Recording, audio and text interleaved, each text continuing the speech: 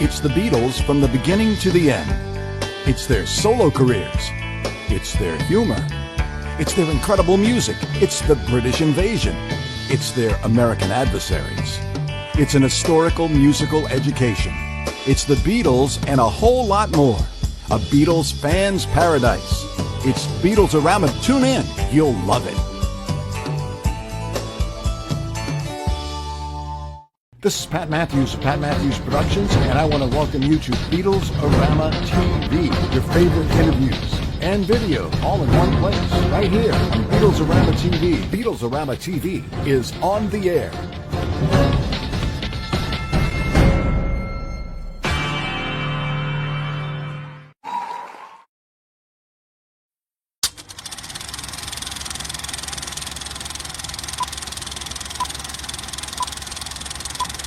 Hi, everybody. I'm Pat Matthews, and all you Beatle people out there are going to know this guy that we have as a guest today because he was a member of the Plastic Ono Elephant's Memory Band back in the 70s for John Lennon and Yoko Ono, and his name is Gary Van Scyoc. Gary, how are you? It's Van Scyoc, and thank you very much for having me on the show, Pat. It's good to be. Van Scyoc. You see, I made the mistake of going to Warren to ask for pronunciation. It's better than my second grade teacher's pronunciation, Slycock. Oh, well, you know, it could have been Cyclops. That would have been terrible. Good to meet you, Pat. Yeah, good to meet you too. Always been a fan. I remember watching the Mike Douglas show back in the 1972, I think it was, and I was a youngster. I was 21 at the time, but it was hard to believe that. What? Holy cow! I was amazed. I was talking with Eva, my wife, about how you could possibly be old enough to have seen the show. But I'm 72, so you know. Old. Yeah, well, now I just admitted it to everybody in the world, so you know, write it down. All right. Yeah. So my first question for you, Gary, is why did you choose the bass to play? I was in high school, and I was in a mixed quartet, 2 guys, 2 girls. Mm-hmm. And director recommended that we take up a couple of instruments. Before I could speak up, somebody had named guitar, so I decided to take up the stand-up bass because that was my band director's main instrument as a professional. Yeah. So I figured I'd get further with a great teacher. And he certainly was. He just set me off on a great path and never looked back. Well, I tell you what, a stand-up bass to me is like the coolest thing. I mean, and obviously that was, you know, not pre-electric bass, but around the same time, right? Yes, almost maybe a year afterwards. My parents sprang the big bucks and bought me a nice Fender jazz bass. All right. And well, you self-taught or did you take lessons? Oh, a lot of lessons. I studied with the band director that I just mentioned. His name was Gerald Manolis, and was a great singer and great musician around Pittsburgh, which was my hometown area. And then I actually studied with Glenn Miller's bass player, whoever, if probably the younger set probably wouldn't remember Glenn Miller, but great 40s band and a lot of great hits. And I was lucky enough that he was teaching in Manhattan, where I was living at the time, so I connected up with him. Well, listen, probably a lot of people that watch our videos because we have a big, you know, swath of demographics. So, you know, 45 plus. So I think maybe you might have a few people that remember Glenn Miller. I don't actually remember Glenn Miller. I remember my father playing his records, but, you know, other than that. Great record. Oh, yeah. So let's go back to, you know, one of the things I did some investigating or some, you know, looking up information about you. And one of the things that stood out to me was that when you formed Elephant's Memory back in the late 60s, that for a short time, Carly Simon was your lead singer. That is correct. Carly was actually in the band, Pat, before I got the band. Wow. But I was so close to her leaving that I actually got to hang out with her a little bit. And of course, when we started working with John and Yoko, she was there like in a second at the record, Wow. trying, hanging out with all the other people that wanted to come around. Who wouldn't want to hang out with the Beatles? Yeah. Yeah, right. Now, Stan Bronstein, that name sounds familiar to me as well. Did he go on to do solo stuff? Oh, most certainly. Well, even before Elephant's Memory, he played with Tito Puente, Okay. the Latin band. He was lead soloist for them for years. Besides the Navy band, and you could go back with him, just phenomenal players he played with throughout his whole life. Had a big band in New York, but he plays a lot of solos on the Aerosmith records, and That's where I've seen the name. yeah, Yeah. probably. Yeah, he Yeah. played a couple of huge hits with Aerosmith. Um, and we had the same management company as how that happened. We were both with Lieber Krebs, the guys that did Beatlemania. They Oh, they managed Aerosmith and Elephant's Memory and quite a few other acts at the time in '72. sure. So you guys worked with a lot of artists and musicians of the time. Well, we were all studio players, Pat, the Hmm. weird thing that got started along the way somewhere that we were like musicians off the street that John picked up. And it couldn't be further from the truth because we all did heavy studio work at the time, besides having the fun band of Elephant's Memory, along Right. having a record deal and all that. We all did jingles during the day and worked with various artists.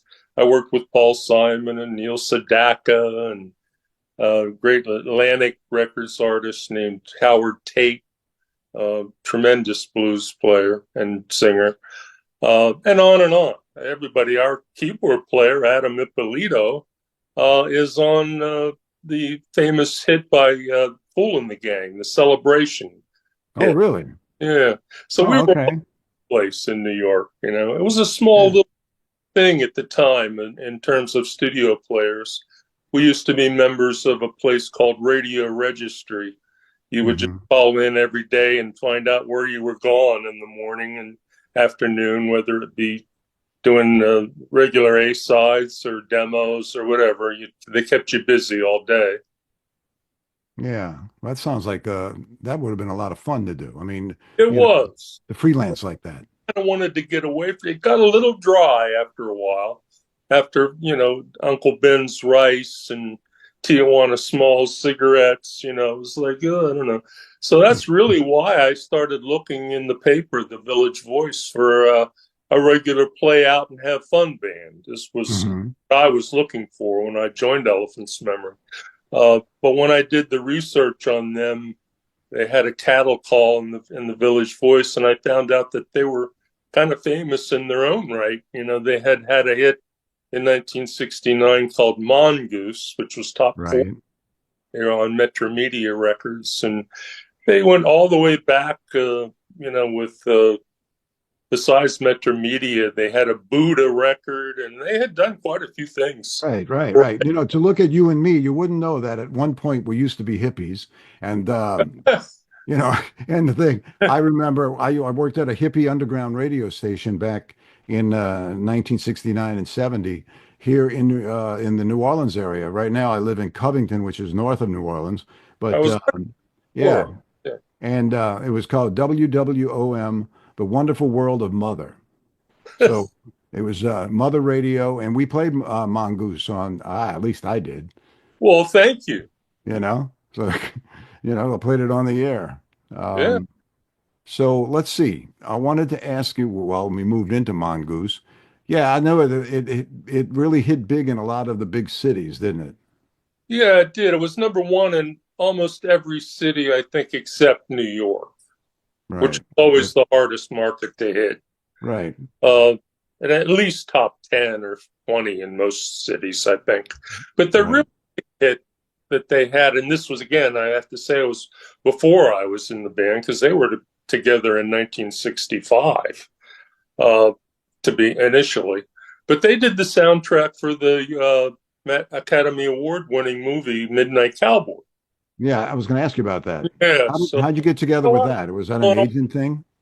so we weren't exactly off the street players, as I was saying a minute ago. Right, A right, lot right, right. of the record business, and we, as I said, studio players, and but we were into all those street affairs that were going on at the time. We donated our time to play for political rallies and stuff. So that's probably why we got the bad rap of being, homeless street players or You whatever. know, that's so funny that you mentioned that because I was talking to Warren about it before, and I said that I remember when seeing you guys on the Mike Douglas show, and that the word on the street, so to speak, was that they're saying, "Where did John Lennon get these guys off the street?" And he had auditions individually for these people, and so that's funny that you mentioned that. Yeah, nothing could ever be, no one could be ever worthy of playing with the Beatles. So we took a lot of flack on the Yeah. side. Other musicians that we hung out with got jealous, on and on. It was quite an uproar in our lives at the time, not to mention that the FBI was tapping our phones. Yeah, well, that was all about John Exactly. Lennon, right? Yeah. They wanted Um, big time. They really yeah, wanted. well, it was so undeserved because I mean, you guys were tight. Oh, no doubt about that. And that's one of the things that he liked about us, plus the fact that we had the political thing in common at the time. Our politics were identical. We hung out with Jerry Rubin and Abby Hoffman and all those guys, and they would come to our shows and hang out. And that's how we actually got to John. We slipped a tape that we had made at a live radio station performance on Long Island, WLIR, and we got a Mhm. cassette of it, and Abby gave it to John at a party, I think, one night, and that's how he heard us. Was that the radio station that's owned by the creator of Saturday Night Live? You know, I'm talking about the uh, Lauren, Lorne Michaels. Doesn't okay. he own that radio station? I didn't know that, but it's possible. I don't Is know it- who owns it now. I knew they turned country about a decade ago. Well, I was offered a job there by Oh, yeah, it was really weird. I got a call one time from look around. yeah, from Lorne Michaels' assistant. They said that, you can live very cheaply here on the island during the winter time. And I was like, so where do I go during the summer? So it didn't happen. But anyway, Well, that you was know. a nice offer. So you got to do that benefit that what's his name did Geraldo Rivera, Exactly. One-to-one concert in right? August 31st, 1972. That's, as I mentioned to you the other day, that when we spoke on the internet, that Hmm. there's a movie, One-to-One, John and Yoko, coming out. It's been another version of it. I think John Lennon was involved in doing the mixing. And Right. that it's been at some of the film festivals just recently. There's been a couple of trailers and some rushes and articles on the internet, but I don't Right. have a copy of it yet. So you always hope you don't end up on the cutting room floor, as they say. I don't think you will. I don't, Because I mean, John played quite a number of songs that particular day, didn't he? I know they're going to use Yoko's this time. I don't know. There's probably some Oh, views on that. yeah, that's what Warren was telling me that Uh, you worked a lot on Yoko's records. Is that true? yeah, but even the performances at Madison Square Garden at the One-to-One, that wasn't on the original release that they put out. They just used John's songs. This time they're Mhm. going to put the whole schmeal. And again, I haven't heard it, but the Mhm. scuttlebutt is they're going to have her tunes on there as well. Um, anyway, Sometime in New York City, okay? That's one of my favorite Lennon albums. And well, uh, thank you. yeah, how did you go about? I mean, you were in with them at the time, so it was kind of like a natural progression, right? Yeah, and you just mentioned Yoko's double album, Approximately Infinite Universe, Hmm. a little later in the year of 72, but sometime in New York City was the first that we did, just a couple of days after we did the Mike Douglas show, which was our first performance with him. And of course, as I mentioned the other day, that's out now too. It's called Daytime Revolution. That was just, I think it's just being released next week.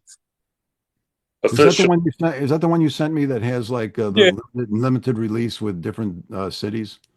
yeah, yeah. Yeah. Okay. I think I'm gonna. They're sending me. I talked to the producer. I think they're sending me a copy. I'll get my copy next Tuesday. So I haven't seen that one either. Yeah. That, No, I'd that, like to bend your ear about that one once you see it. You that know. 10th, I think it might be the official date. Okay. The 10th, you What's said? going on all of a sudden? Hey, you hang around 52 years, you just never know what's going to happen. Well, I think it's all well deserved. How was it like working with John in the studio? Oh, he was the best guy to work with ever. He let you do your thing, and he had respect for us all as musicians before he ever hired us. So he just put us all on autopilot, and we were able to come up with our own parts. And I don't think he ever questioned or asked me to change anything. Uh, Hmm. and so that's all you want as a studio player. I mean, you just want to be able to use your creativity and not be hit over the head with it, every 5 seconds. So uh, that was a beautiful thing about working with John. He was just best in that regard. Now, you were a tall, skinny guy with real long curly hair, I remember. And when you were on the Douglas show, I remember seeing that. And Yeah. how was it like working with playing with Chuck Berry? I have mixed reviews on that. It was a thrill, Hmm. personally. Hmm. Um, we just thought it was going to be the two or three jams that we had with him on the Mike Douglas show. Hmm. The first thing that happened when I met him, he came into the dressing room. John and I were sitting there, and he clears the door and he looks at John with a deadpan look on his face and says, "Where are my royalties?" Oh, And there was just a dead silence. wow. He didn't know To what to. come together, right? Yeah. Yeah, so he, after about 2 or 3 seconds, he just broke out in a big smile, and he was just busting the hell out of John from day one. I mean, it was just we laughed about it the whole week at Mike Douglas about from that initial meeting of theirs. But he was kind of a card. He kind of like changed keys a couple of times and tried to get John to do a solo, and our guitar player Wayne Tex Gabriel jumped in real quick and took over the duties there and kind of covered for John for a few tense moments there.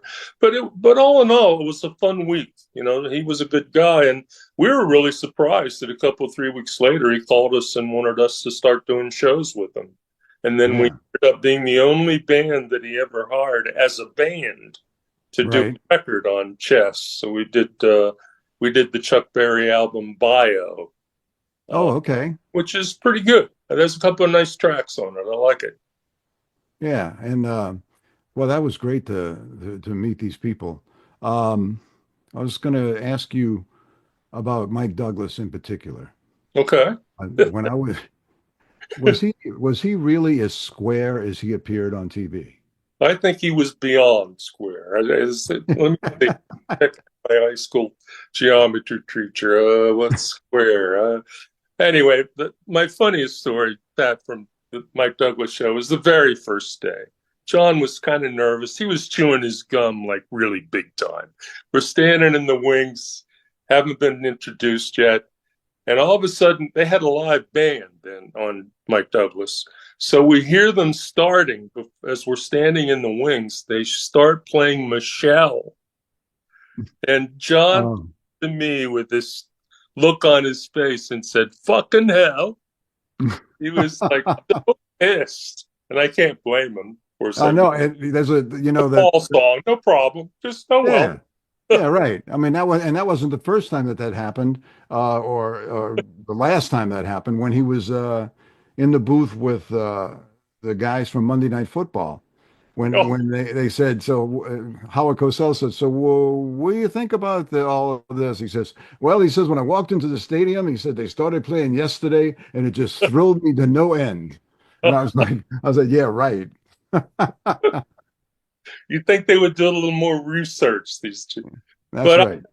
40 million people watched that show. And Hmm. how do you top that? I mean, it was just like unreal. At the time, that was the show. Oh yeah, that was like pretty much the only show that I could tolerate at the time. But Yeah, midday talk, exactly. But yeah, he just, and we sang that song, the Men in My Little Girl's Life or whatever it was, and Oh, yeah, I'd yeah, forgotten about it. Yeah, yeah, yeah, right. yeah. Yeah, you have That was kind a of a, number one record. yeah, yeah. So whose idea was it to change the name of the band to the Plastic Ono Elephant's Memory Band? Oh, of course, it was Yoko. We Ah, we okay. were in one night and, trying to figure that whole thing out. And, they didn't want to give up the Plastic Ono thing because they brought along Jim Keltner, the fantastic drummer that they had been using on their previous couple of records. And so they didn't want to get rid of him or anything. So we ended up Hmm. having two drummers. That's And one of the first times that the two drummer thing in a rock band happened, right? no, it wasn't anything to do with musical. It was just that they didn't want to get rid Jim of Keltner. Yeah. yeah, and we understood totally, and it wasn't really a problem. Nobody even thought about the two drummer thing, really. I mean, it was just fun. Uh, Hmm. so, and when it came down to recording, uh, Jim would take over like the foot and snare responsibilities, and our drummer Rick Frank would just do all the sweetening and the synth Hmm. and fills and stuff. Phil's, yeah. Yeah, So got that's really pretty good cool. at it. So, Tex was a great guitar player, and I understand that he passed away a while ago, right? 2010. He's been gone for quite a while. Mad cow's disease, of all things. Oh, wow. Yeah. You think that's like always a rumor as opposed to Oh boy. reality. Talked to him on the phone. He was gone in 10 days later. Oh, wow. So you still were in touch, right? Oh yeah. How many All, of the other guys you still in touch with them? we had been doing some recordings. Oh, Uh, we did I'm sure a lot of people out there, and most people would be familiar with Gamble and Huff down in Philadelphia, right. Philadelphia International. They invited us down Oh, that's cool. right after John was killed to do like a tribute thing, and we did a wonderful track called "Imagine," a cover of John's "Imagine." I have that on my record. I just put out a record a few Who years. sang it? Who sang it, Gary?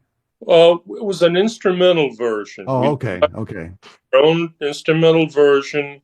It was kind of therapeutic at the time to not have John's voice there. And of course, Stan Bronstein and all of the guys in the band are such great soloists that Hmm.